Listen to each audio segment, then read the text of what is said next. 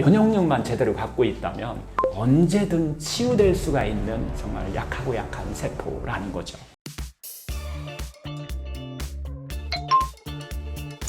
자기소개 부탁드립니다.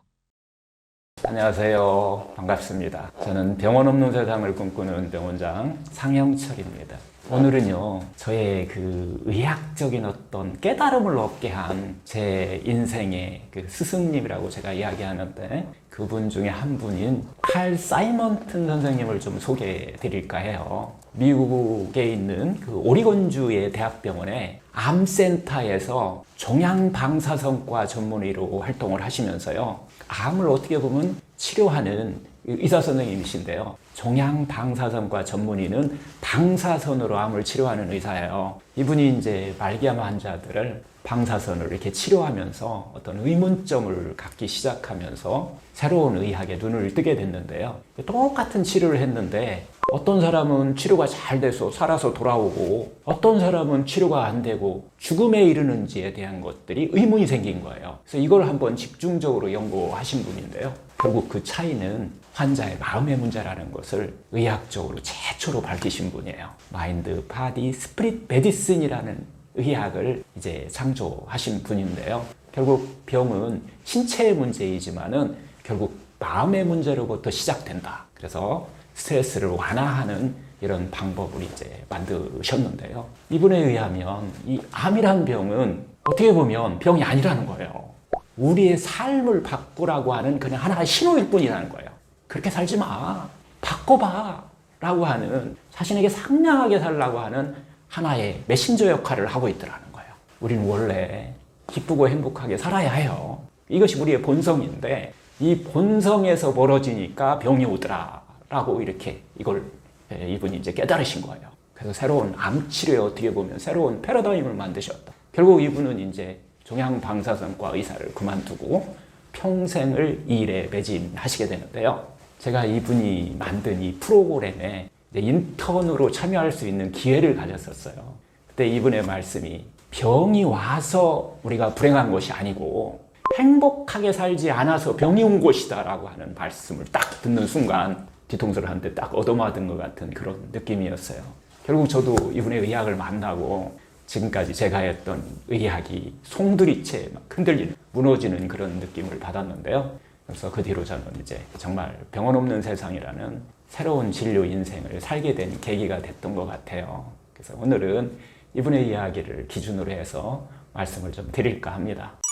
행복하지 않아서 생긴 병이라는 말은 어떤 의미인가요? 우리가 이제 행복하면은 각 사람마다 생각하는 게 좀 많이 좀 다른 경우가 있는데요. 여기서 얘기하는 그 행복이라고 하는 것은 그 밖에서 우리가 주로 많이 행복을 찾아요. 밖에서 뭔가 나한테 만족스러웠던 일이 있을 때 이런 것을 행복하다 이렇게 느끼는데, 행복은 밖에서뿐만 아니라 내 안에서도 찾으셔야 된다는 거예요. 내 안에서 일어나는 어떤 충족감 있는 기쁨이 항상 우리의 삶 속에서 유지될 때 그걸 우리가 행복이라고 얘기를 하는데, 대부분 사람들이 밖에 있는 것, 내가 원하는 것이 이루어진 거에만 그것을 우리가 행복으로 알고 있기 때문에 안과 밖이 조화, 균형이 무너졌기 때문에 우리가 행복이라는 것을 조금 잘못 이해하고 있다라고 하는 그런 개념으로 한번 생각해 보셔도 좋을 것 같아요. 두 가지를 우리가 봐야 되는데, 행복이라는 개념을 하나는 물질적인 개념으로 우리가 행복이라는 것을 찾을 수도 있어요. 하나는 어떤 정신적인 것을 가지고서 이렇게 행복이라는 표시를 할 수 있는데요. 우리가 보통 이제 행복지수 하면은 우리가 물질적으로는 발달했지만 행복지수가 상당히 낮아요. 그렇지만은 저기 티벳이라든가 이런 곳들은 물질적인 것으로서는 행복지수가 별로 크지 않지만은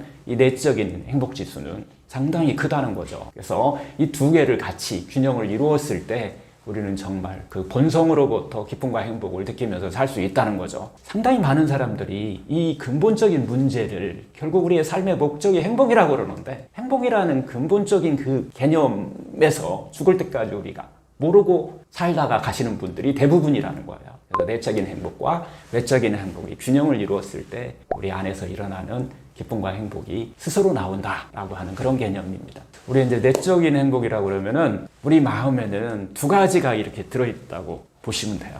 우리가 5가지 정도의 우리 마음속에 들어있는 것이 있는데 그게 이제 첫 번째는 믿음이라고 하는 게 들어있어요. 두 번째는 그 믿음이 있어야 우리가 이제 희망이라고 하는 우리가 소망하는 것을 희망이라고 하는 이런 것들이 우리 몸속에서 나오게 돼 있어요. 세 번째 이 희망이 나오고 이 희망이 넘칠 때 그때 우리 몸 안에서는 기쁨이라는 게 나와요. 이 기쁨이 쌓여야만 행복이 되는데 우리는 상당히 많은 사람들이 이 과정이 없이 그냥 행복을 찾는 경우가 있는데요. 이 행복이 쌓여야만 결국 우리는 편안한 삶을 살 수 있다는 거예요. 그래야 우리 몸에서 치유의 능력이 생기고 자기 치유력이 극대화되는 이런 과정들을 거치게 되는데 대부분 사람들이 행복을 밖에서만 찾기 때문에 이런 안에서 일어나는 이런 현상에 좀 소홀하게 된다라고 하는 거죠. 우리 뭐 좀 전에 얘기했던 그런 것은 이제 건전한 쪽으로 들어있는 거고 또 건전하지 않은 쪽으로 들어있어요. 두 개가 같이 있다는 거예요. 건전하지 않은 쪽에 들어있는 것은 우리가 흔히 얘기하는 탐진치라고 얘기해요. 탐진치, 이것도 5가지 종류인데 네 번째가 해태혼침이라고 얘기합니다. 해태혼침, 들뜸과 해태혼침이라고 얘기하는데 우리 삶이 의외로 우리는 막 즐겁고 좋은 일이라고 생각하는데 이게 들뜸일 수 있다는 거예요. 그리고 이 들뜸이 있으면 반드시 그 균형을 이루기 위해서 또 해태혼침이라고 하는 게으름과 우울함이, 허전함이 나타난다는 거예요. 이런 균형적인 어떤 문제가 우리 안에서 일어나는 것이 우울증이라는 병이 될 수도 있고요. 증상으로 나타나는 것이 문제가 된다는 거죠. 그 다음에 이제 5번째가 의심이라는 게 들어있어요. 그리고 후회라는 게 들어있죠. 그래서 의심과 후회를 반복하는 이런 삶을 사는 경우가 많은데 이 2가지가 좀 전에 얘기했던 5가지의 건전한 것과 5가지의 이 좀 불건전한 것이 항상 같이 존재하고 있어요. 그래서 어떤 것이 올라오느냐에 따라 해태혼침이 올라왔냐, 감진치가 올라왔냐, 아니면 믿음과 기쁨이 올라왔냐에 따라서 우리의 삶이 결정되는 거죠. 어느 쪽에 가느냐, 이것은 본인이 이제 선택을 하셔야 되는 건데요. 우리 삶에서 이걸 우리가 알아차림이라고 얘기합니다. 내 안에 이게 들어있다라고 하는 것조차도 우리가 모르고 사는 경우가 많다라고 하는 거죠. 그래서 이걸 알아차림을 통해서 올라오면 이게 올라와 있구나. 내 삶이 이렇구나 라고 하는 것을 바꿨을 때 결국 그게 행복으로 가기 시작하는 길이라고 하는 거죠. 내 안에 암을 만드는 마음은 어떤 마음인가요? 이제 사이먼 선생님을 제가 오늘 소개드렸는데 이분이 이제 찾은 거예요. 어떤 사람이 좋고 다시 건강해지고 어떤 사람이 정말 암이 성장이 빠르고 또 암에 의해서 막 전이 되고 뭐 재발하는지를 조사를 해봤는데 결국은 7가지의 부정적 감정이 우리 암세포를 키우고 있더라는 거예요. 그 7가지 부정적 감정은 첫 번째가 이것은 암 환자들을 대상으로 해가지고서 몇백 년 동안 연구한 결과이기도 해요. 첫 번째가 두려움이더라는 거예요. 그 다음에 2번째가 절망감, 3번째가 불안, 4번째가 분노, 5번째가 자책감, 6번째가 죄책감, 7번째가 배신감, 그리고 또 기타 이제 우울감이나 외로움 같은 이런 감정들을 살고 갈 때 우리는 불행하다고 하는 거예요. 이런 감정이 한번 금방 올라갔다 떨어지면 문제가 안 돼요. 하지만 이게 질질 끌게 되면은 결국은 우리는 불행한 삶을 사는 거고요. 7가지 건전한 또 이제 이것을 신념이라고 하는 것도 우리 안에 이제 같이 들어있는데 7가지 부정적 감정을 우리는 7가지 건전한 감정으로 우리가 많이 가 있을 때 우리는 이제 행복하다라고 얘기하는 거예요. 7가지 건전한 이 신념이라고 하는 이 생각이라고 하는 것은 결국은 우주 만물에 대한 이 물질에 대한 근본적인 어떤 생각이 건전해야 된다는 거예요. 2번째는 인생, 생로병사에 대한 이 삶에 대한 생각이 건전해야 된다는 거고요. 3번째 이제 생각에 대한 마음에 대한 건전한 신념이 있어야 된다는 거예요. 4번째는 인생의 목적에 대한 건전한 신념이라고 그러는데 인생의 목적은 우리의 행복에 대한 건전한 신념을 갖고 있어야만 이게 우리가 행복한 거다. 이 삶이 결국은 우리 병을 치유할 수 있는 이런 능력을 갖고 있다라고 하는 거고요. 5번째가 건강에 대한 건전한 신념이에요. 단지 그냥 우리가 병이 없다라고 하는 것을 건강으로 생각하는 게 아니라 몸과 마음, 정신이 다 건강했을 때 정말 건강하다라고 하는 이 신념이죠. 이게 또 이제 5번째 있고요. 6번째, 7번째가 정말 중요한데 6번째는 병에 대한 건전한 신념이에요. 병이 오면은요, 대부분 사람들이 그 병을 치유하는 데 집착하게 되는데 정말 좋은 신념을 갖고 있는 사람들은 병이 나한테 준 메시지라고 받아들이는 거예요. 그렇게 살지 마. 나한테 좀 상냥하게 살아. 나한테 좀 기쁘고 행복하게 살아. 라고 하는 이미지로 우리가 받아들였을 때 이걸 건전한 신념이라고 얘기를 해요. 이 신념이 병을 치료하는 데 상당히 중요한 역할을 하고 있더라라고 하는 거예요. 특히 암이 왔을 때는 더더욱 그렇다는 거죠. 7번째가 이제 죽음에 대한 건전한 신념이에요. 죽음에 대한 건전한 신념은 죽음이 끝이다. 죽음은 고통이다. 이렇게 생각하면은 지옥으로 간다. 이렇게 생각하면 삶이 힘들어진다는 거예요. 그게 아니라 건전한 신념으로 바꾸면 내일 죽어도 나 괜찮다. 오늘 삶이 정말 그렇게 사는 거예요. 내일 죽어도 괜찮다라고 하는 그런 기쁨과 충족감 있는 삶을 살게 하는 거. 이게 바로 이제 또 죽음에 대한 건전한 신념인데요. 이 7가지 건전한 신념과 7가지 부정적인 신념이 우리 안에 같이 존재한다는 거예요. 어느 쪽에 가 있느냐에 따라서 병이 치유되고 악화되는지가 결정돼 버린다는 거예요. 어떻게 보면 정말로 암이 걸려서 좋아지는 사람과 좋아지지 않는 사람의 차이라고 하면 좋아지지 않는 사람들은 이 부정적 감정에 자기의 에너지를 암을 치료하는 데 써먹지 못하고 부정적 감정, 두려움과 불안과 막 분노 같은 이런 곳에 에너지를 쓰고 있었고요. 암이 좋아지는 사람은 건전한 신념으로 병이 나한테 주는 메시지구나. 이런 메시지를 나한테 전달해주고 있구나. 그렇게 살지 마. 좀 더 상냥하게 살아. 조금 더 기쁘고 행복하게 살아. 라고 하는 그런 메시지를 받아들이는 사람들이 결국은 다시 건강해지고 또 병의 치료도 잘 되는 이런 결과들을 보였다라고 하는 거죠. 암 환자들끼리 모이게 했더니 어떤 일이 생겼나요? 이제 우리 프로그램 안에 암을 경험하신 분들이죠. 이 경험하신 분들끼리 이제 모여서 할 수 있는 그런 스몰 그룹 모임이라는 게 있어요. 그곳에서 이제 같이 이야기를 하게 되는데요. 이곳에서 이제 주제가 제가 던지는 주제가 암은 병이 아니다. 암은 삶을 바꾸라는 신호다라고 하는 것을 가지고서 이야기를 한번 나눌 수 있도록 합니다. 그곳에서 또 하나는 특히 암이라는 병을 어떻게 하면 치료할 수 있는가가 아니라 그런 얘기가 아니라 다시 건강해지려면 어떻게 살아야 좋은가에 대해서 주의를 좀 기울여 봐라 라고 하는 그런 주제를 갖고 이야기를 하는데요. 그 첫 번째 주제, 자신이 살아오면서 깊은 충족감을 동반했던 기쁨이나 행복감을 느꼈던 것을 최소한도 5개 정도를 적어보세요 라고 하는 것부터 우리가 이제 시작을 하게 되는데요. 그때 많은 분들이 처음에는 상당히 많은 분들이 자신에겐 기쁨은 전혀 없다라고 이렇게 단언하던 사람들이 상당히 많아요. 근데 같은 그룹끼리 이렇게 얘기를 하다 보면은 맞아.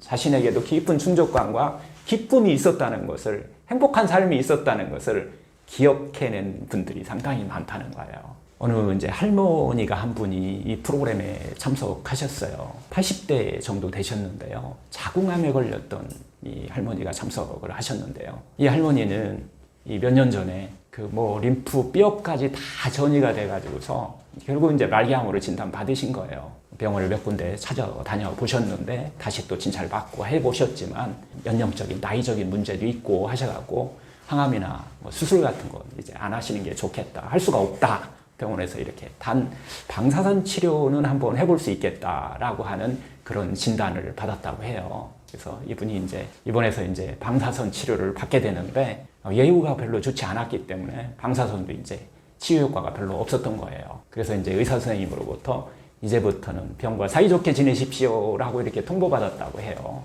그래서 이분이 이제 퇴원 후에 집뿐만 아니라 물건들을 다 정리하기 위해서 깨끗하게 자기의 물건들 이런 것들을 모두 처분하고 이제 마음의 준비를 했다고 하는데요. 이분이 이런 자기가 갖고 있는 상당히 많은 것들을 정리하면서 내려놓고 태울 거 태우고 버릴 거 버리고 이렇게 하면서 뭔지 모르게 이렇게 마음이 좀 후련해지고 안정되고 편안해짐을 느꼈다고 이분이 말씀을 하세요. 그런 중에 이제 주변의 권유로 이분이 이런 프로그램에 이제 있다고 하니까 참여하게 된 이런 분이셨는데요. 이 프로그램에서 이제 서로 모여서 얘기할 수 있는 그 안에서 이분이 말씀하시기를 지금까지 살아오면서 자기가 어쨌거나 죽지 않기 위해서 어떻게든 암을 한번 없애기 위해서 자신에게 집착하고 엄격하게 생활을 했었다는 거예요. 그것이 정말 큰 압박이 되어 있었다는 것을 같이 이야기하면서 그걸 깨달았다라고 하는 그런 분이셨는데요. 실제로 우리가 보면은 암이 있든 없든 우리 인간은 다 언젠가는 죽잖아요. 그래서 이분의 말씀이 부모님도 돌아가셨고 남편도 이미 돌아가셨고 그리고 결국은 우리 사랑하는 가족도 딸도 언젠가는 모두 죽는다. 이런 언젠가 모두 죽음을 맞이한다면 그것을 막 피하려고 하지 말고 그때까지를 한번 소중히 즐기면서 한번 충족감 있는 한번 삶을 살아보자. 보다 한번 잘 살아보자 라고 하는 그런 의식을 그런 생각을 가지게 되었다고 해요. 이 할머니는 결혼하기 전까지는 정말 자유분방하게 살았었는데요. 시집으로 오면서 일단 시어머니를 막 간호하고요. 또 한 집안의 가장인 남편의 6형제였대요. 남편이 그 장남이었는데 그 가족들을 또 뒷바라지하고 자신의 시간을 완전히 잃어버리고 이렇게 살았다고 하는데요. 그래도 그것이 자신의 사명이라고 생각하시고 미덕이라고 생각하시고 그렇게 믿고 살으신 분인데요. 그리고 또 자기의 일은 항상 뒤로 미루고 그러면서 결코 자신의 어떤 순서가 돌아오는 일은 없었다라고 이렇게 말씀을 하시는데요. 또 아기가 태어나니까 또 아기를 위해서, 그 다음은 또 손주가 태어나니까 손주를 위해서라고 하는 그런 상황으로 계속 살아오셨다고 해요. 돈도 시간도 다른 사람들을 위한 것이었지 자신이 사용하는 것은 어떻게 보면 죄악인 것 같고 뭐 그런 느낌을 정말 열심히 살아오셨던 분인데요. 하지만 이 프로그램이 이제 암을 경험한 사람들하고 이제 프로그램을 같이 참가하면서 순수하게 처음으로 시간과 돈을 쓰게 되었다라고 이렇게 말씀을 하세요. 그 후부터는 자신이 먼저 친구들에게 차를 마시러 가자고 하고 또 멋진 곳에 가서 식사를 하러 가자 뭐 이렇게 이야기하면서 그런 삶을 이제 살으신 분인데요. 그리고 지금까지는 식단도 막 금욕적으로 막 엄격하게 현미 야채식만 막 고집하면서 식사에 대한 어떤 즐거움이 전혀 없었는데 이제는 자신한테 확 와닿도록 야채뿐만 아니라 고기하고 생선도 그리고 때로는 달달한 음식도 자신의 마음과 신체가 기뻐하도록 이런 밸런스를 맞춰서 먹게 되었다라고 이렇게 얘기를 하세요. 이렇게 해서 일상에서 항상 기쁨이 넘치게 되는, 그래서 항상 삶이 완전히 이제 바뀌게 된 이런 계기가 됐다라고 말씀하셨던 분이었는데요. 그로부터 한 1년 정도 후에 병원에 가서 이렇게 검사를 했대요. 근데 의사 선생님이 화면을 이렇게 보면서 고개를 갸우뚱하면서 이상하네? 라고 이렇게 이야기를 하셨대요. 암이 없어져 버렸다는 거예요. 의사는 납득이 되지 않는다는 표정으로 또 반년 후에 이렇게 이제 검사하러 오시라고 이렇게 지시를 했다고 하는데요. 그 할머니는 그 의사에게 자신이 어떤 것에 몰두하고 있었는지를 일절 말하지 않았다고 해요.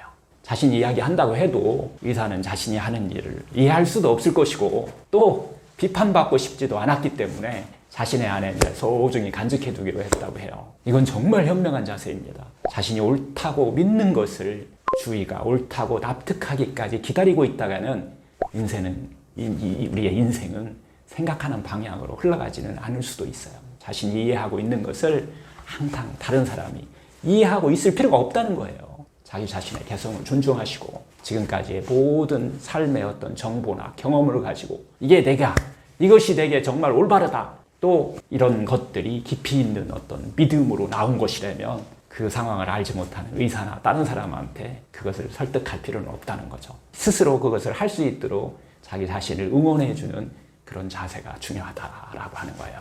이런 것들을 또 이해할 수 있는 사람들끼리 모여서 또 암 경험자들끼리 모여서 이런 재미있는 시간을 보내는 것이 바로 치유다. 뭐 이런 얘기를 할머니께서 말씀을 해주셨어요. 암이 왜 갑자기 사라진 걸까요? 어떤 의학적인 어떤 근거들이 이 프로그램을 하면서 근거를 가지고 우리가 좀 하고 있는데 사이먼 선생님이 74년부터 78년까지 1974년이에요. 4년 동안 이런 치료를 하면서 연구를 하면서 실제적으로 이제 암 환자들을 모아서 이런 프로그램을 진행을 했던 거예요. 그래서 이제 1981년도에 호주 정신의학회에 이게 이제 발표가 되게 되는데요. 근데 그때 발표한 내용을 보면 193명의 암 환자들, 그 당시 정말 말기암 환자들이에요. 그리고 또 치료가 잘 안 된다라고 하는 암 환자들만 모아서 미국에서 이제 이 연구를 하게 되는데요. 그때 한 43명이 생존해 있는 것을 4년 뒤뿐만 아니라 5년 뒤에도 계속 생존해 계시는 것들을 우리가 발견했다고 해요. 현대의학적으로 보면은 확률이 말기암을 진단받고 전이하고 말기암을 진단받으면 그 당시 확률은 1%가 안 돼요. 그렇게 하면 이제 세계의학회가 이쪽에 이제 관심 갖기 시작한 계기가 됐던 학술대회가 있었어요.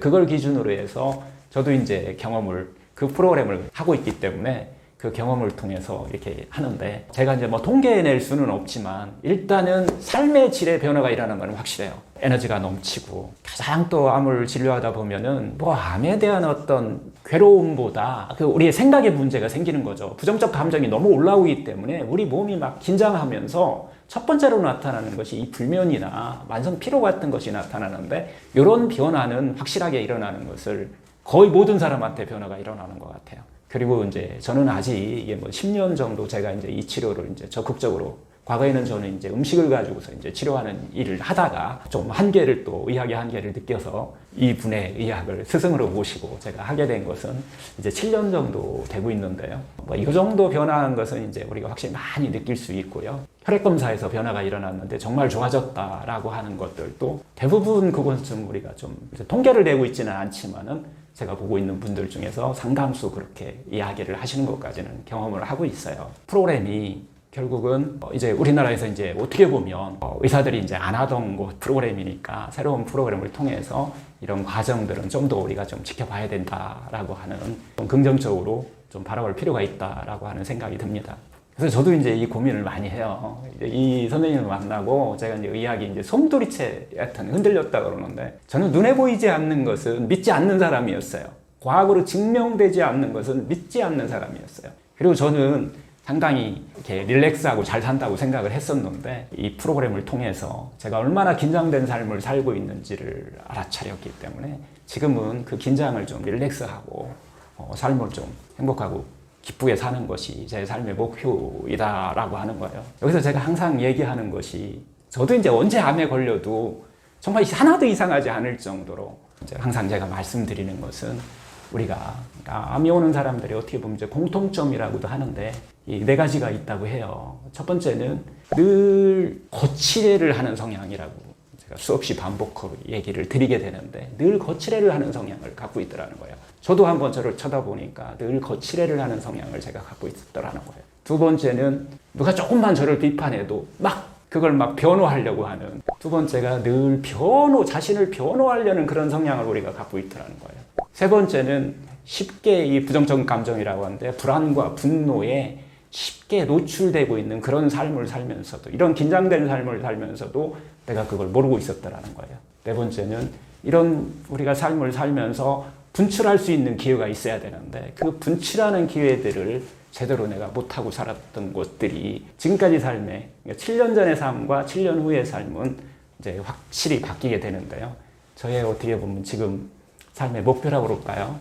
이런 것들은 내적인 기쁨을 체험하고 그 삶의 목적이 행복이라고 하는 확실한 어떤 이 신념이 생긴 것 같아요. 하루하루 삶이 즐겁다는 거예요. 혼자 있으면 혼자 있어서 즐겁고 또 같이 여러 명하고 같이 있으면 또 여러 명하고 같이 있어서 즐거워지는 뭐 이런 것들이 제가 변화한 거고 또 그로 인해서 제가 갖고 있었던 상당히 많은 질병이 좀 해소되기도 했고요. 그래서 저의 삶의 목적은 행복을 정확하게 깨달으면서 사는 거다 라고 이렇게 항상 얘기를 드립니다. 사람마다 의미하는 게 좀 달라질 거예요. 어느 분은 감명 깊은 이야기로 받아들이고 맞아 나도 그랬어 라고 생각하시는 분도 있을 거고 어떤 분들은 나하고는 거리가 머네 라고 생각하는 것이 있을 수 있지만은 근본적인 것은 좀 릴렉스하고 좀 내려놓고 자신을 좀 살 수 있는 그런 능력을 한번 본인 스스로 자기가 긴장되어 있는 삶을 살았다는 걸 좀 한번 알아차리시고 그걸 바꿀 수 있는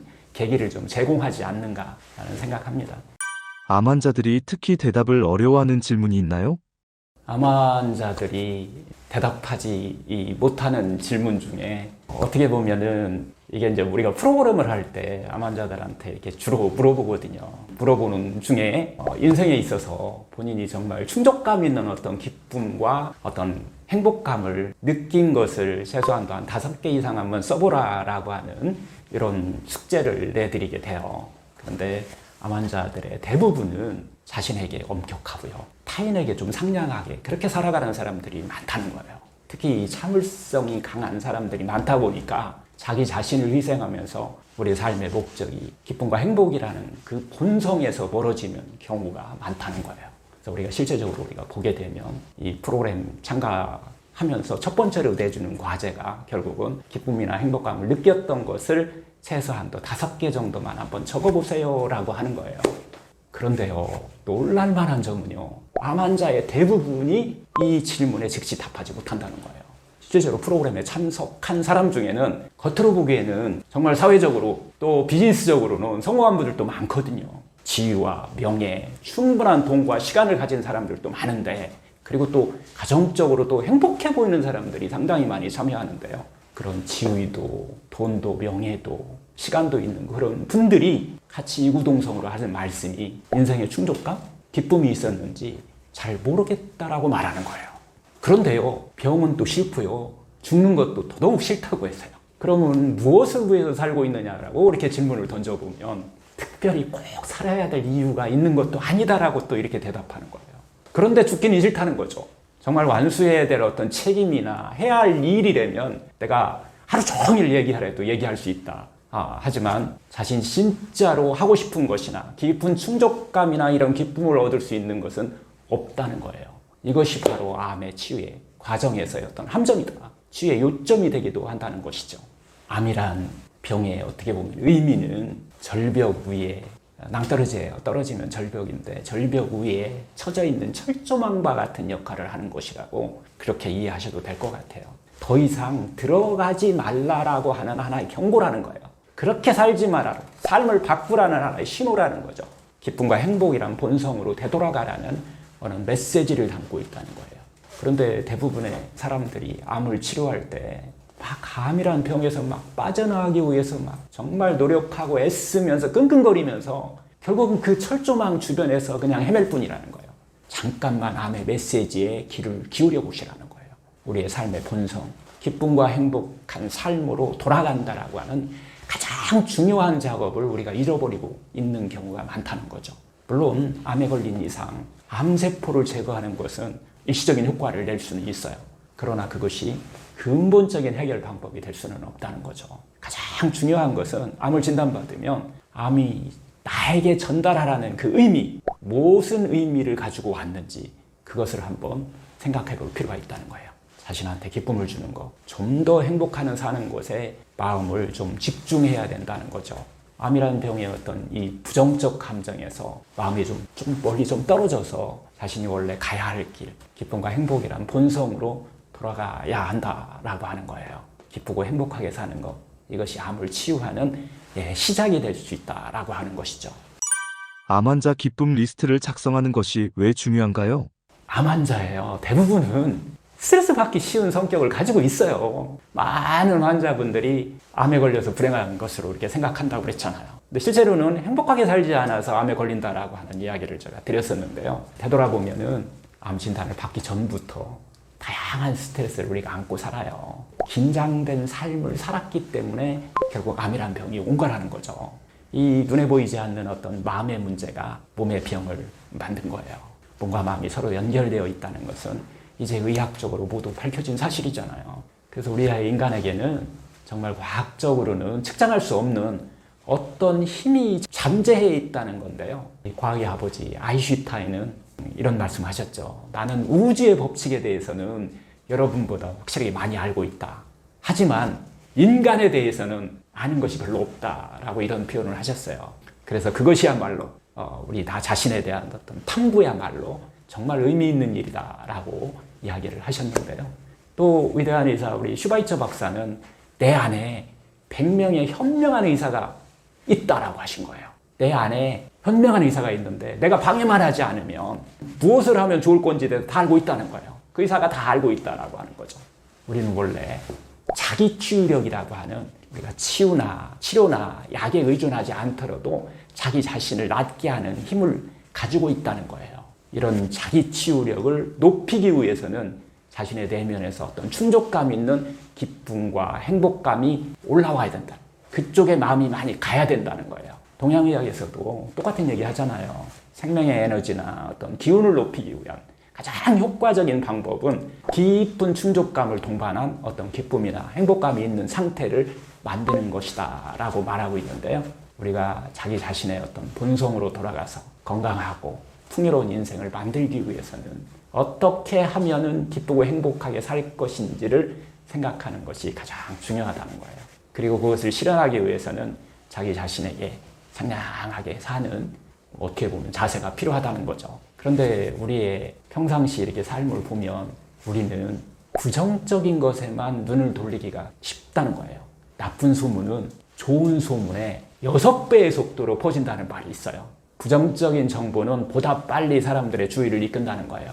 만나서 얘기할 때도 뭐 이야기를 나누고 가까운 사람 포함해서 얘기할 때도 행복한 일이나 기뻤던 일에 대해서 이야기를 나누는 것보다는 어떤 불평불만, 괴로웠던 일 등에 대해서 더 많은 이야기를 나누게 되는 경우를 볼 수 있는데요. 마음이 항상 나쁜 것에 가 있는 경우가 많다는 거예요. 우리는 지금부터는 어떻게 하면 암을 치료할까 보다는 어떻게 하면 오늘 하루 그리고 우리가 삶을 기쁘고 행복하게 살 건지를 찾는 것이 암을 치료하는 가장 요점이 된다는 것이죠. 왜냐하면 암은 삶을 바꾸라는 신호이기 때문입니다. 본성으로 돌아가서 기쁘고 행복하게 살라는 신호이기 때문에 그래요. 그래서 암을 진단받은 분들은 기쁨 리스트를 한번 작성해 보시는 것이 상당히 중요합니다.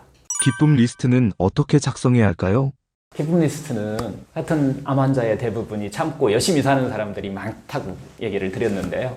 결국 우리의 살아가는 삶의 목적이 기쁘고 행복하게 사는 것이라는 것을 그걸 이제 잊고 사는 경우가 대부분이라는 거예요. 그래서 암이라는 병은 우리의 삶이 본성, 즉 기쁨과 행복으로부터 멀어져 가고 있다는 경고라고 이렇게 말씀을 계속 반복해서 드리는데요. 그래서 결국 우리는 기쁨 리스트를 작성하는 이럴 필요가 있다라고 하는 거예요. 일단요, 기쁨 리스트 작성법은 지금 바로 노트 하나를 꺼내주세요. 노트 하나를 준비해서 그 노트에 자신의 인생에 정말 기쁨을 주는 거, 기쁜 충족감을 주는 거, 정말 삶의 의미를 주는 거, 지금 살아가는 의미를 주는 거, 가슴 막 설레게 하는 것 등을 최소한 5개만 한번 적어보세요. 그 내용이 많으면 많을수록 좋아요. 그 모든 내용이 자신의 건강의 척도이기 때문에 그래요. 예를 들면요, 가족이나 자신에게 좀 중요한 사람과 어떤 시간을 보내는 것, 이런 것들도 쓰시면 돼요. 두 번째, 친구나 수다 떠는 거, 친구하고 막 수다 떠는 거, 재밌게 수다 떠는 거, 이것도 기쁨 리스트에 넣으셔도 돼요. 동물과 보내는 시간, 이것도 넣으셔도 되고요. 자연을 어떤 경험하는 시간, 어떤 또 중요하게 하면 신념을 가지고 하는 일들, 이런 것들도 넣으셔도 되고, 가볍게는 어떤 운동 같은 거, 좋아하는 운동, 음악 감상, 악기 연주, 정원 가꾸기, 또 종교생활 넣으셔도 괜찮아요. 연극 관람 같은 것도 괜찮고, 독서, 쇼핑, 또 집안 꾸미기, 여행을 드시는 분들도 상당히 많은데 여행도 좋아요. 이런 것을 예로 우리가 들 수가 있는데요. 이렇게 만든 어떤 기쁨 리스트를 하나씩 천천히 되짚으시면서 그 이미지를 상상해 보자는 거예요. 기쁨 리스트는 상상하는 것만으로도 효과가 있다라고 하는 거죠. 일상생활 중에 정말 기쁘고 즐거운 일이 많이 생길 수 있도록 신경 쓰는 거예요. 실제로 그런 활동을 직접 할 수 없는 경우더라도 관계없어요. 그것을 이미지로 상상하면 가능하기 때문에 그래요. 간혹 이런 분들이 있어요. 나는 그거 직접 가서 할 수 없다. 입원해 있기 때문에 실제로 그런 것을 수행할 수가 없다. 이거 걱정할 필요 없어요. 입원 중인 경우에도 예를 들면은 기쁨 리스트에 여행이라고 쓰시는 분들이 상당히 많거든요. 그 여행이라는 단어 대신에 기쁨 리스트 작성할 때 여행 계획이라고 쓰셔도 돼요. 이렇게 쓰는 사람들 상당히 많으세요. 여행을 떠나는 상상만으로도 자신의 가슴이 두근두근 거릴 수 있기 때문이에요. 여행을 떠나서 멋진 풍경을 보는 이미지를 상상하는 거예요. 만난 음식을 먹는 이미지도 상상하고 많은 사람들과 만나서 즐거움을 나누는 것도 상상하시면 돼요. 그러면 에너지는 높아진다는 거예요. 어떤 사랑하는 사람이나 동물, 이런 사진을 바라보는 것도 마찬가지예요. 이런 요령으로 자신한테 일어났으면 하는 일을 이미지로 상상하는 것을 우리가 그것을 만들기 위해서 결국은 자기의 에너지를 높아서 자기 자신의 치유의 길로 유도하기 위해서 이런 기쁨 리스트를 작성한다라고 보시면 되는데요. 우리의 마음이요, 그냥 내버려 두잖아요. 그러면 그냥 자주 부정적으로 가요.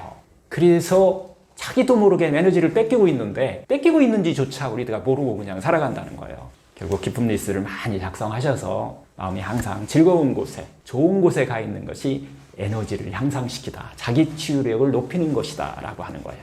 이것이 바로 기쁨 리스트를 작성하는 목적이기도 합니다. 암의 원인은 무엇이라고 생각하시나요?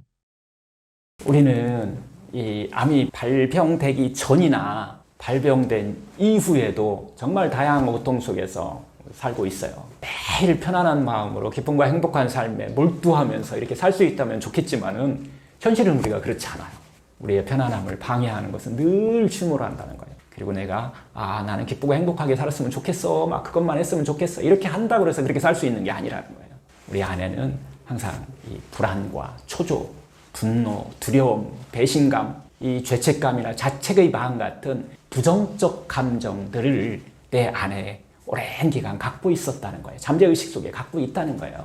암이 생기는 원인으로 여러 가지를 우리가 들고 있잖아요. 그 중에서 유전이다, 또 흡연이다, 잘못된 식생활이다, 이렇게 의학적으로 막 다양하게 이렇게 밝혀지고 있는데, 그 중에서도 우리가 어떻게 보면 마음의 문제, 스트레스, 이 스트레스도 발암물질이라는 거예요. 특히 이 대부분의 그 암 환자는 스트레스를 또 담기 쉬운 이런 성격을 가지고 있다는 거예요. 그 가운데 우리의 마음에서 일어나는 어떤 감정에 의한 스트레스 변화, 즉 불안이나 분노 같은 것들이 지속되면 결국 암을 만들어내는 커다란 역할을 하고 있다라고 하는 것이 의학적인 이제 정설이 됐는데요. 그래서 이제 암을 치료하는 의사들이 한번 조사를 해본 거예요. 암 환자들은 무엇 때문에 스트레스를 받고 있는가라고 조사를 했는데 크게 7가지 원인이 있다고 이렇게 밝혀져요. 가장 많이 이렇게 이야기하시는 거고, 또 순서대로 이렇게 제가 이야기를 드릴 건데 여러분들도 이 안에 해당되는지 한번 보시면 좋을 것 같아요. 첫 번째로 많이 드는 것이 가장 가까운 사람과의 인간관계 때문에 내가 스트레스 받고 있다고 하는 거예요. 누구예요? 부인이나 남편 혹은 중요한 파트너와의 어떤 관계 때문에 자기가 스트레스 받고 있다라고 암 환자들이 이렇게 얘기를 한다는 거예요. 두 번째도 마찬가지로 인간관계예요. 두 번째는 아이나 부모님, 또 형제, 이런 가족과의 관계에서 또 스트레스를 받고 있다라고 얘기를 표현을 하고 있고요. 세 번째는 일을 들고 있습니다. 직장에서의 어떤 일, 하고 있는 일들 때문에 내가 스트레스 받고 있다. 하지만 이 중에서 또 마찬가지로 인간관계인데요. 직장에서의 어떤 동료와의 관계가 상당히 스트레스 요인이 됐다라고 이렇게 표현을 하시는 분들도 있어요. 네 번째로는 이제 많이 드는 것이 경제 상황 때문에 스트레스를 받는다고 말하고 있어요. 또 이제 다섯 번째로는 특성이 있었는데, 자신을 돌봐주는, 또 암에 걸린 다음에 자신을 돌봐주는 사람을 우리가 서포터라고 그러는데, 이 서포터 때문에 스트레스 받는다고 하는 사람들이 많아요. 우리의 일상생활 속에서 이 사소한 말이나 행동이 원인이 되어서 어떻게 일어날 수도 있잖아요, 스트레스들이. 그런데 이 서포터하고 관계에 있어서는 내가 필요한 도움을 얻을 수 없는 경우, 이때 또 많은 스트레스를 받는다 그러고요. 원치 않는 또 도움을 또 얻게 되었을 때, 자꾸 주려고 할 때, 이때도 스트레스를 많이 받는다라고 이렇게 표현들을 많이 하셨어요. 여섯 번째로 많이 든 게 어떤 병이나 어떤 노화 같은 거, 자신의 영양, 그 모습에 영향을 미치는, 수술하고 어떤 변화가 일어나잖아요. 이런 거에 내가 스트레스를 받는다고 이렇게 표현을 하셨고요. 마지막으로 7번째가 배신의 체험입니다. 친구나 중요한 사람들로부터 내가 배신 때문에 정말 많은 스트레스를 받았다, 그래서 또 암에 걸린 것 같다, 이렇게 표현하시는 분들도 있어요. 이것은 이제 수만 명을 조사한 이 내용들이거든요. 이것이 이제 암 환자들이 겪고 있는 스트레스 요인, 원인 7가지, 이렇게 이제 학회에 이제 발표된 내용이다, 논문에 나온 내용들을 제가 한번 정리를 해봤고요. 어떤 경우는요, 왜 나한테만 이렇게 다음에서 다음으로 고통이 찾아오는 것일까라고 생각할 수도 있어요. 이런 분들도 많이 이렇게 얘기를 하시게 되는데, 그러나 암 환자들이 이 스트레스 요인 7가지를 들었지만 그러한 스트레스 문제는 놀라운 거예요. 이게 이제 새로운 의학이 발견해낸 건데요. 일어난 일 자체에 의해서 생기는 것이 아니라는 거예요. 일어난 일 그 사건보다는, 그 일을, 암을 진단받았다는 그 사건보다는 그 일을 내가 어떻게 받아들이는가 하는 이 반응에 의해서 스트레스 감정이 생긴다는 거예요. 만약에 그 스트레스가 정말 일어난 일 때문에, 그 사람 때문에 내가 화나고 막 분노하고 불안하고 라고 생각한다면 이건 바꿀 수 없어요. 일어난 일 때문이 아니라 그것을 내가 어떻게 받아들이는가, 그것에 의해서 감정적인 스트레스가 생긴다라고 하는 것이, 이게 이제 지금 새로 발견된 스트레스의 원인이에요. 근본 원인이에요. 결국 내가 바꿀 수 있다는 얘기죠. 일어난 일 자체에 의해서 고통받는 것이 아니라는 거예요. 그 일어난 일을 내가 어떻게 해석하고 있는지에 따라서 불안, 분노, 배신감 같은 이런 부정적 감정이 끌어오는 것이다. 암에 걸려서 괴로운 것이 아니고 암을 해석하는 내 마음에서 우리가 괴로워하는 것이 시작된다는 거예요. 내가 어떻게 하느냐에 따라서 암에 대한 생각을 바꿀 수 있다는 거죠.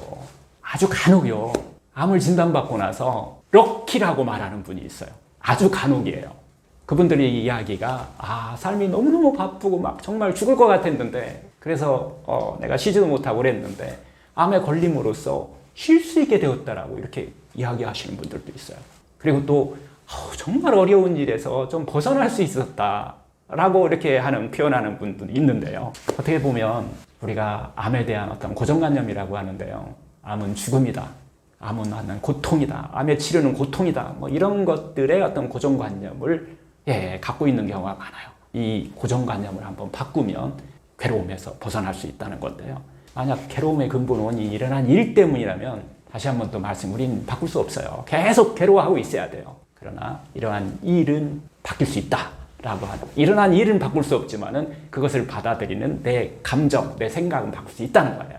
특히 사람들과의 관계, 가까운 사람들 때문에 우리가 스트레스를 받고 있다고 믿고 있게 되는데 이런 경우는 정말 바꿀 수 없어요. 왜냐하면 나는 그 사람을 바꿀 수는 없거든요. 바꿀 수 있는 것은 그 사람만이 가능하기 때문에 그래요. 결국은 일어난 일 때문이 아니고 일어난 일을 어떻게 받아들이는가 때문에 발생했기 때문에 다시 한번 또 내가 바꿀 수 있다라고 하는, 이게 얼마나 희망스러운 얘기인가요? 바꿀 수 있다는 거예요. 다시 또 말씀드리지만 대부분의 암 환자들이 다 스트레스를 받기 쉬운 성격 가지고 있어요. 그렇다면 많은 환자들은 암 진단을 받기 전부터 이미 다양한 스트레스를 우리가 안고 살고 있다고 하는 거죠. 그러면 자신의 성격이 만약 그렇다면 어떤 패턴으로 그 스트레스를 받는지를 관찰해 볼 필요가 있어요. 이제 원인을 찾을 수가 있잖아요. 이 원인을 찾는 것이 자기의 어떤 패턴 때문에 그런지 그 원인을 찾는 것이 이 암의 치료에 큰 영향을 미칠 뿐만 아니라 인생을 살아가는 데 있어서 큰 영향을 미친다는 거예요. 그렇기 때문에 우리가 암을 진단받고 나서 우리가 스스로 그때서야 자기 자신에게 가장 효과적으로 감정적인 어떤 감정적 스트레스에 대한 대처할 수 있는 방법을 찾는 경우가 많아요. 암이 오기 전에는 자기가 이렇게 사는 것조차 모르고 있다가 암을 진단받고 나서야 자기 자신에게 상냥하게 사는 방법부터 시작을 해서 자기의 어떤 스트레스 패턴, 자기의 삶을 바꿀 수 있는 계기가 될 수 있었다는 거죠. 그래서 결국은 암이 은혜가 됐다라고 하는 사람들이 암 경험자 중에서도 많다는 거예요. 그래서 결국 암으로부터 자기가 벗어날 수 있었다라고 이렇게 표현하시는 분도 많은데요. 결국 대부분의 사람들이 왜 자신이 스트레스를 받는지, 왜 사는지조차도 모르고서 살고 있는 경우가 많다는 거예요. 삶의 목적이 행복이라는 것은 이걸 다 알아요. 그런데 행복한 삶을 체험하는 것은 이해하는 것하고 다르다는 것이죠. 대부분 사람들이 죽을 때까지 그걸 모르고 사는데 나는 암을 통해서 이런 것들을 배웠다라고 표현하시는 분들이 많죠. 그래서 결국 내일 죽어도 좋다, 오늘 하루를 살아도 좀 행복하게 사는 것이 중요한 것이 아닐까요? 암 치료가 어려운 이유는 무엇인가요? 많은 사람들이요, 암을 진단 딱 받잖아요. 대부분 다 암 때문에 고통받는다고 생각을 하고 있어요. 그러나 실제적으로는 암을 진단받았다는 일어난 일 자체보다는 암에 대한 잘못된 고정관념이 자기 자신을 고통스럽게 만들고 있는 거예요. 암을 진단받으면 어떤 잘못된 패턴을 갖고 있냐면 치료하기 힘든 거, 암은 죽음이고 고통스러운 것이라는 거, 이런 잘못된 고정관념을 갖고 있는 경우가 상당히 많은 환자들이 보통 일반적인 경향인데요. 이런 잘못된 고정관념을 인지의 잘못된 패턴이라고 이렇게 의학적으로 얘기를 하는 거예요. 마음에는요, 두 가지 하나의 특성이 있어요. 중요한 특성이 있어요. 하나는요, 마음의 특성 하나는 항상 가던 길로 갑니다. 과거에 그렇게 살면은 지금도 그렇게 살고 미래에도 또 그렇게 생각하면서 산다는 거예요. 두 번째로는 우리의 마음은 반드시 한 가지 대상으로 가게 된다는 거예요. 결국 우리가 즐거운 곳에 안 가 있으면은 불행한 곳에 가 있다는 거예요. 그래서 이런 두 가지 마음의 특성이 있는데요. 하여튼 결국 기쁘고 행복한 일에 가 있지 않으면 부정적에 가 있는다는 거, 이걸 우리가 알아차림할 필요가 있어요. 그 암을 진단받았다는 일어난 일 그 자체보다는 이 암에 대한 어떤 잘못된 고정관념, 이 잘못된 인지의 패턴이 자기 자신을 어떻게 보면 죽을 때까지, 이 고정관념을 바꿀 때까지 우리를 고통스럽게 하고 있는 거예요. 상당히 많은 사람이 암이 치료돼도요, 이 고정관념이 바뀌지 않으면은 불안과 두려움, 이런 부정적 감정에 계속 자기 자신이 삶의 질이 떨어진 그런 것들을 우리가 보게 되는데요. 우리가 임상에서요, 이 인지의 잘못된 패턴으로 숙제 내주는 게 있어요. 자신이 생각하는 암 경험자들한테 우리가 내주는 이게 숙제인데요. 암세포와 암세포 이미지를 한번 그려보라고 이렇게 하는 숙제예요. 상당히 많은 분들이요, 막 검은색으로 그려요. 그런 분들이 대부분이고 또 막 가시가 나 있거나 막 공격적인 이미지로 그리는 경우가 대부분이에요. 암은 강하고 공격적인 세포라는 이미지가 정말 일반적이고 보편적인데요.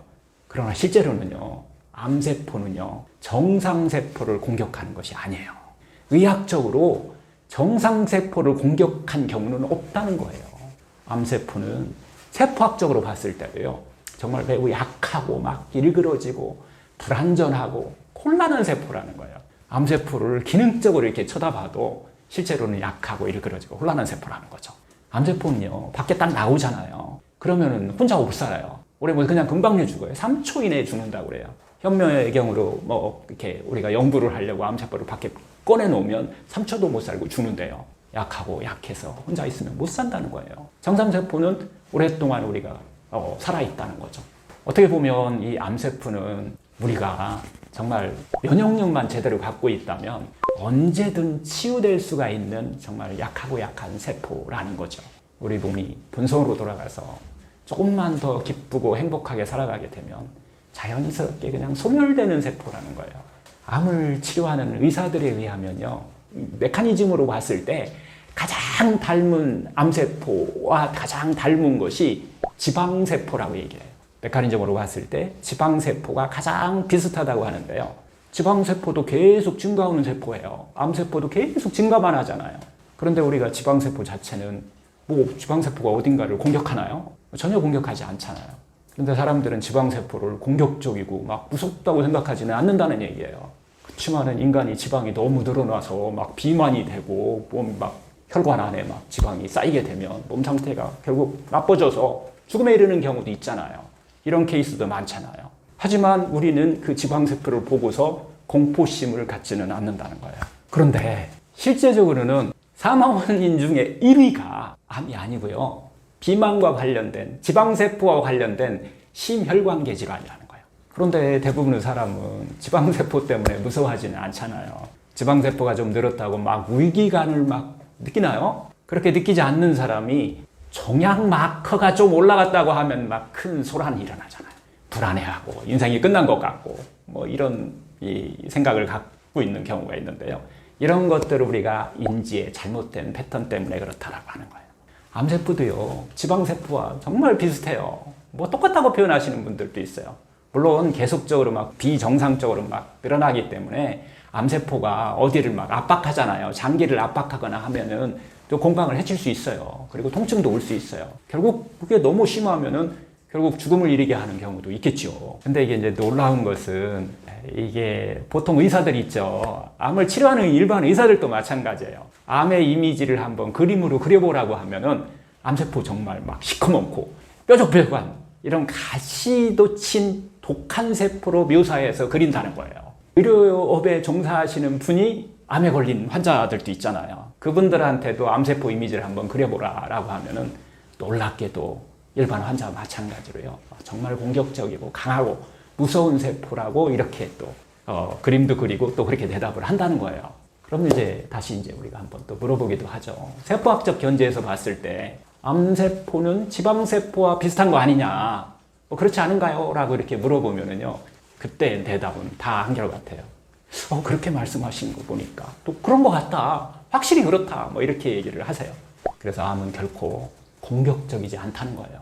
그냥 불완전한 세포라고 이렇게 우리가 이해하셔야 된다는 거예요. 결과적으로 어떤 인지의 이 잘못된 패턴, 이 고정관념, 또 주변에서 또 그렇게 말하고 환자를 보아도 또 낫기도 힘들기 때문에 완전히 강하고 공격적이고 뭐 이렇게 생각해 버리는 경우가 있다는 거예요. 암에 대한 어느 이미지는 실제적으로 사실과는 상당히 동떨어져 있는 것이다 라고 하는 거죠. 암을 수술하는 의사들에 의하면요, 실제 암세포는요, 암세포가 이렇게 모여서 이제 암의 하나의 덩어리가 되잖아요. 하얗고요, 막 찌부러진 듯한 이런 모습이라고 해요. 그런데 상당히 많은 사람들한테, 또 일반인들한테 지방세포를 그려보라고 하면 정말 이렇게 그려요. 하얗고 막 둥그란 것을 이렇게 그리게 되는데 암세포는 독하고 강한 놈으로 그리고 있다는 거예요. 이런 의미에서 보면 정말 암세포는 매우 차별받는 불쌍한 세포라고도 이렇게 할 수 있겠죠. 그것이 어떻게 보면 이것이 반대로 우리가 이런 마음을 바꿈으로 인해서 개선의 여지가 있다는 것이므로 정말 좋은 신호라고 할 수 있습니다. 결론적으로 그래서 우리들은 한 번 더 이 암에 대한 이미지를 확실히 바로잡을 필요가 있다는 거예요. 암은 약하고 혼란한, 이그러지고 불완전한 세포라는 것입니다. 만약에 이 암의 이미지가 불건전해서 암세포가 강하고 공격적이다 라고 하는 그 인지의 잘못된 패턴을 갖고 있게 되면은 결국 나는 암을 낫게 하는 힘은 없다고 하는 자기 치유력에 대한 어떤 부정적인 이미지를 갖게 된다는 거예요. 대부분의 환자는 자기 자신의 어떤 치유력을 부정적인 감정을 갖게 되면 믿지 못한다는 거예요. 자기 치유력이 있다는 것조차 인식하지 않는 사람들도 상당히 많다는 거예요. 우리가 세포학적으로 암세포가 정말 약하고 일그러지고 혼란한 세포라는 거, 몸 안에는 100명의 현명한 의사를 가지고 있다는 것을 확실히 믿으시고 항상 자신에게 좀 상냥하게 그리고 기쁘고 행복하게 살면 그냥 배제되어가는, 없어져가는 세포라는 것을 다시 한번 기억해 주셨으면 좋겠습니다. 왜 환자들이 잘못된 인식을 갖게 되었을까요? 인지의 잘못된 패턴은 요즘 이제 학문적으로 그거 상당히 많이 연구가 돼가고 있어요.